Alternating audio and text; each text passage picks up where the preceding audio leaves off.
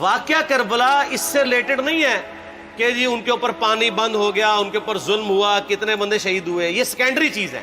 اصل چیز ہے کربلا ہوئی کیوں نبی علیہ السلام کی محنت کو 50 سال کے اندر اس لیول تک پہنچا دیا گیا کہ ہزاروں صحابہ زندہ ہیں اور نبی صلی اللہ علیہ وآلہ وسلم کی پوری اولاد ذبح کر دی جاتی ہے. ہم تو یہ کہہ نہیں رہے کہ کیسے ذبح کیا انہوں نے، آری چلائی تھی یا تلوار چلائی تھی، یہ تو واقعہ کربلا تو سب کو پتہ ہے، ان کی شہادت بھی سب کو پتہ ہے. جامعہ ترمذی میں حدیث ہے حسن و حسین جنتی نوجوانوں کے سردار ہیں اور ان کی والدہ جو ہے وہ جنتی عورتوں کی سردار ہیں. اور المستدل حاکم میں حدیث ہے حسن و حسین جنتی نوجوانوں کے سردار ہیں اور ان کے والد ان سے بھی بہتر ہیں. تو یہ تو ڈیفینٹ حدیثیں ہیں، یہ تاریخ تو نہیں ہے، نبی علیہ السلام کے فرامین ہیں. تو ان کی موجودگی میں ان کے ساتھ یہ کچھ کیا جائے تو ہم نٹی گریٹیز میں نہیں پڑھتے، ہم اس تھیم کے اوپر کہ یہ کون سی چیز تھی جس نے خلافت راشدہ کو ملوکیت میں بدل دیا، ہم اس تھیم کے اوپر بات کرتے ہیں. ہم کہتے ہیں چھوڑ دیں، بندے ہندے چھوڑیں. الٹیمیٹلی کیا نکلا ہے، کس کی وجہ سے ہوا ہے، وہ تو احادیث کی کتابوں میں موجود ہے. ہم کب کہہ رہے ہیں خفیہ کیمرے لگا گئے جی کس نے گولی پہلا تیر کس نے چلایا، یہ وہ ہم تو بتا رہے کس کے دور حکومت میں ہوا اور ان کا اپنا کردار کیا تھا، اس کو کس طریقے سے لا کے تخت پہ بٹھایا گیا. وہ ساری کی ساری چیزیں تو سامنے ہیں، وہ تاریخ کی کتابیں نہیں ہیں، حدیث کی کتابیں ہیں. اگر آپ کہتے ہیں کہ بخاری مسلم سے ہم نے صرف رفع الیدین کی حدیثیں لینی ہیں یا ایمانیات کی حدیثیں لینی ہیں اور باقی جو بخاری اور مسلم میں آل امیہ کی بدماشیوں کو ننگا کیا گیا ہے وہ ہم نے نہیں لینی ہے، تو سر پھر آپ اپنے آپ کو کلیئر کٹ، پھر ہم آپ سے واقعہ کربلا نہیں ڈسکس کریں گے، حجیت حدیث میں بات کریں گے. آپ کو اپنے آپ کو منکرین حدیث کہنا پڑے گا. یہ آپ اسکروٹنگ کیسے کریں گے؟ اس سے بڑی بات مجھے یہ بتائیں کہ عظمت صحابہ بڑی چیز ہے یا عظمت محمد رسول اللہ صلی اللہ علیہ وآلہ وسلم؟ تو بریلوی یہی تو رونا رو رہے ہیں، وہ کہہ رہے ہیں جی قرآن میں تھوڑی آیات ہیں. آپ پھر مڑ مڑ کے پڑھتے ہیں قل انما انا بشر مثلکم، اس میں تو نبی علیہ السلام کی تنقیص ہو رہی ہے. تو ہم ان کو کیا کہتے ہیں کہ تنقیص مقصد نہیں، نعوذ باللہ، نہ ہو رہی ہے. آپ افضل البشر ہیں لیکن آپ کی سپیشیز بشر ہے، یہ ہم اپنا عقیدہ سمجھتے ہیں، وہ اس کو تنقیص شمار کرتے ہیں. تو پھر اس وقت آپ بھی بریلویوں کی بات مان کے تو یہ آیات پڑھنا چھوڑ دیا کریں. آپ کہتے ہیں نہیں آیات ہے کیوں نہ بیان کریں، تو ہم بھی کہتے ہیں احادیث ہے کیوں نہ بیان کریں. کہ صحیح بخاری میں حدیث ہے 2812 عمار کو ایک باغی جماعت قتل کرے گی، وہ جماعت دوزخ کی طرف بلا رہی ہوگی اور عمار ان کو اللہ اور جنت کی طرف بلا رہا ہوگا. اب اس کے نرغے میں جو آتا ہے وہ آئے، میں اپنے نبی سے ٹکر لے لوں آپ لوگوں کے منہ کا خیال رکھتے ہوئے کہ میں نبی علیہ السلام کو کہوں کہ آپ نے کیوں ایسی بات کر دی کہ مولا علی کے مخالفین کو آپ نے دوزخ کی طرف بلانے والی جماعت کہہ دیا. تو لیں آپ ٹکر، جائیں سیدھا دوزخ میں. اور تھوڑی جرت کریں، آپ یہ کہا کریں کہ اے اللہ، اپنے لیے کہا کریں کہ اللہ تعالیٰ آپ کا حشر یزید اور یزید کے آباء و اجداد کے ساتھ کرے اور اس کی اولاد کے ساتھ. ہم کہتے ہیں کہ اللہ تعالیٰ ہمارا حشر جو ہے وہ مولا حسن حسین، مولا علی علیہم السلام اجمعین اور اہل بیت کے ساتھ کرے، آمین. اور آپ میں تو اتنی جرت نہیں آپ یہ بات بھی کر سکیں کیونکہ ان کو پتہ ہے. تو نبی علیہ السلام کی احادیث کو بیان کرنے کو یہ سمجھتے ہیں کہ جی اس سے مصیبت کھڑی ہو جائے گی، تو اپنے آپ کو منکرین حدیث ڈکلیئر کریں. پھر حجیت حدیث کا مقدمہ ڈسکس ہوگا، پھر کربلا نہیں ڈسکس ہوگی. اور یہ ٹی وی پہ بھی آ کے مولوی بیٹھے ہوتے ہیں، سنیوں کے بھی شیعوں کے بھی، مڑ مڑ کے جی وہ یزید نے یہ کر دیا. وہ یزید نے کیا کیا ہے یار؟ وہ تو سسٹم کا نمائندہ بن کے آیا جو پیچھے سے خراب تھا. یزید کو لے کے بیٹھے ہیں، یزید یزید یزید یزید. بھائی پیچھے سے معاملہ خراب ہوا. اگر نہیں یقین آتا تو یہ بخاری مسلم کی میں نے آلموسٹ 200 سے زیادہ حدیث مین اسٹریم کی کتابوں سے اکثر بخاری مسلم سے جمع کیے، پڑھے. اور سر میں نے تو ان کو چیلنج دیا ہے، یہ حدیثیں پڑھ کے نا اپنے ممبروں سے صرف ان حدیثوں کی تشریح اپنی پبلک کے سامنے کر دیں. نہیں کر سکتے تو وہ لعنت کے مستحق تو ہو رہے ہیں حق چھپا کے، اور قیامت دن کے منہ پہ لگام ڈالیے. اور پھر مڑ مڑ کے کہتے ہیں نہیں جی وہ کچھ چیزیں خاص ہوتی ہیں وہ عوام الناس کے سامنے نہیں کرنی چاہیے. وہ صحابہ کرام بھی بعض اوقات ایسی باتیں پبلکلی نہیں کرتے تھے. میں نے اس کے اوپر بڑا ایک میرا کلپ ہے یوٹیوب پہ، مولا علی سے متعلق 5 جھوٹ، تو میں نے کافی ساری چیزیں اس میں ڈسکس کی ہیں. لیکن میں یہ کہتا ہوں کہ اللہ کے بندو، جو چیزیں نبی علیہ السلام نے منع کی ہیں بیان کرنے سے وہ تو ہم ڈسکس کر بھی نہیں رہے. میں نے آج تک آپ کو منافقین کے نام بتائے؟ آپ نے حذیفہ ابن یمان کو بتایا تھے نا آپ صلی اللہ علیہ وآلہ وسلم نے, صحیح بخاری میں آتا ہے. تو میں نے آپ کو بتایا, آپ رازدار رسول تھے, وہ ختم ہوگی بات. میں نے کبھی ڈسکس کی ہے؟ اگرچہ میں نے صحیح مسلم کی حدیث 7035 نمبر ڈسکس کی ہے کہ نبی علیہ السلام نے فرمایا میرے صحابہ میں 12 منافق ہیں, وہ کبھی بھی جنت میں داخل نہیں ہوں گے یہاں تک کہ سوئی کی ناکے سے اونٹ نہ گزر جائے, اور ان میں سے 8 ایسا ہے جس کی کمر پہ دوبیلا پھوڑا نکلے گا. میں نے آج تک آپ کو بتایا کہ کس کس کی کمر پہ دوبیلا پھوڑا نکلا اور اس کی موت اسی پھوڑے میں ہوئی ہے, بتایا؟ تو میں تو وہ چیزیں ڈسکس بھی نہیں کر رہا, میں وہ چیزیں ڈسکس کر رہا ہوں جو نبی علیہ السلام نے علامات النبوہ میں بتائی ہیں.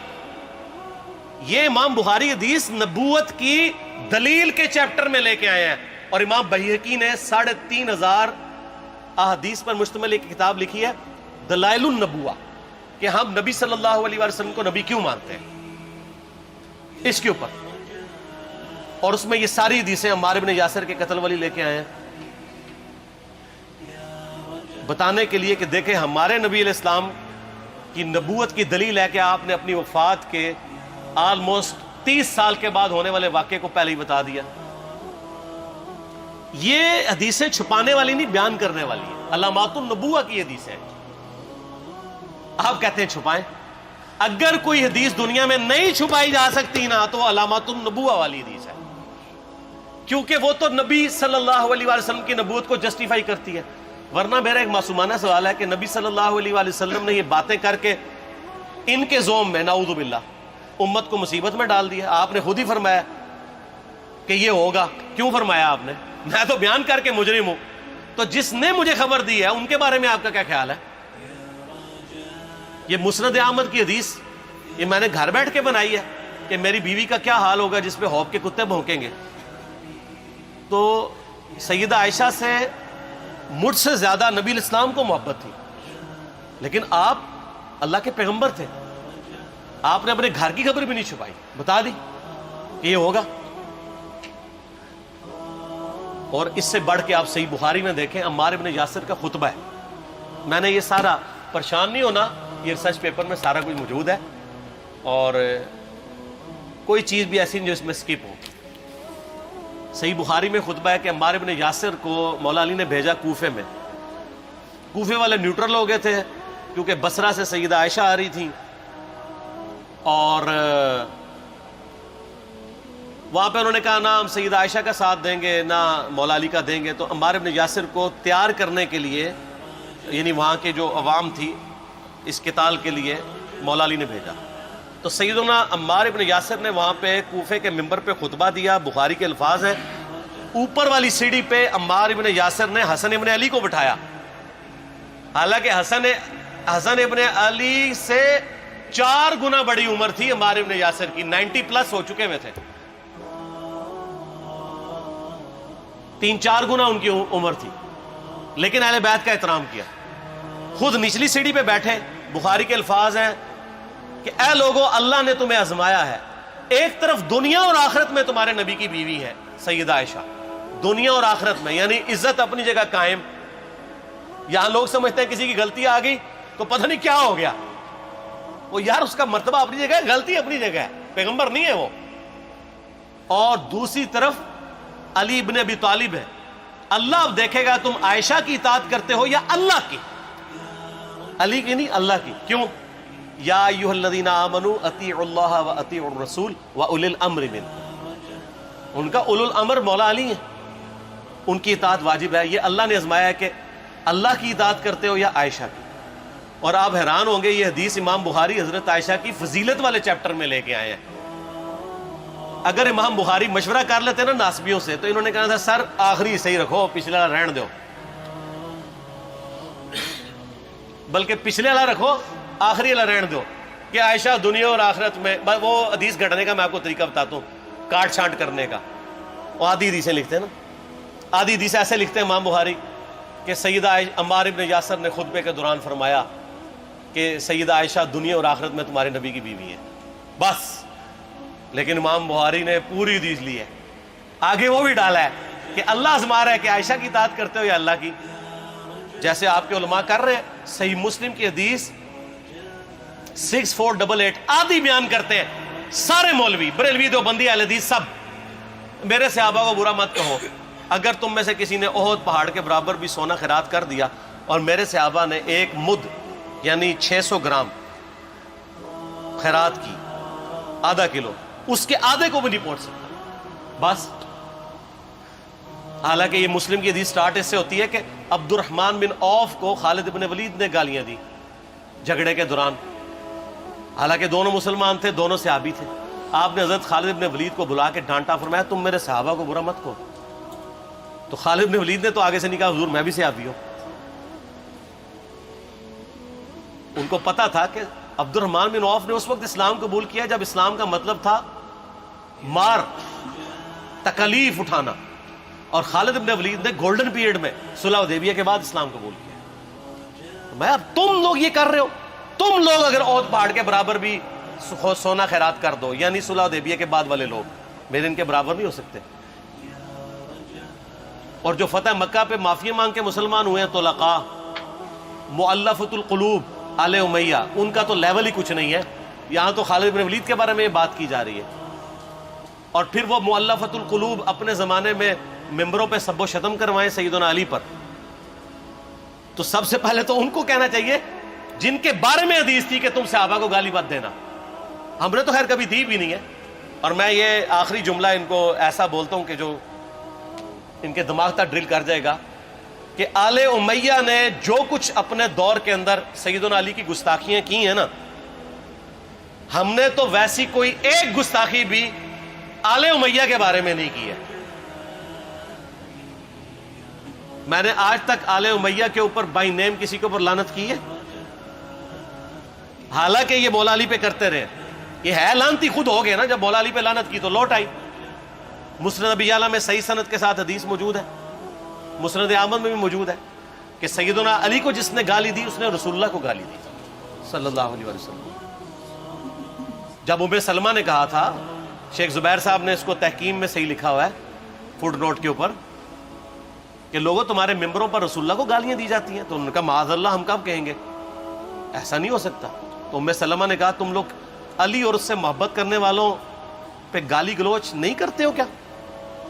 جبکہ میں نبی کی بیوی کہتی ہوں کہ سب سے زیادہ رسول اللہ سے محبت، سیدنا علی سے محبت نبی صلی اللہ علیہ وآلہ وسلم کرتے تھے. لہٰذا جب یہ تم کہتے ہو نا علی پر لعنت، علی سے محبت کرنے والوں پہ لعنت، تو یہ لعنت تو تم نبی علیہ السلام تک لے کے جا رہے ہو نعوذ باللہ، کیونکہ علی سے محبت کرنے والا پہلے نمبر پہ نبی صلی اللہ علیہ وآلہ وسلم ہے.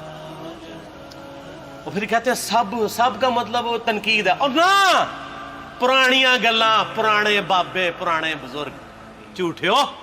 صحیح مسلم کھولو 6229 غدیر خم سے اگلی حدیث، لعن اللہ ابا التراب کے الفاظ ہیں، مٹی والے ابن ابی طالب پر لعنت، یہ الفاظ موجود ہے. سب کا ترجمہ لعنت ہی ہے، تنقید نہیں ہے.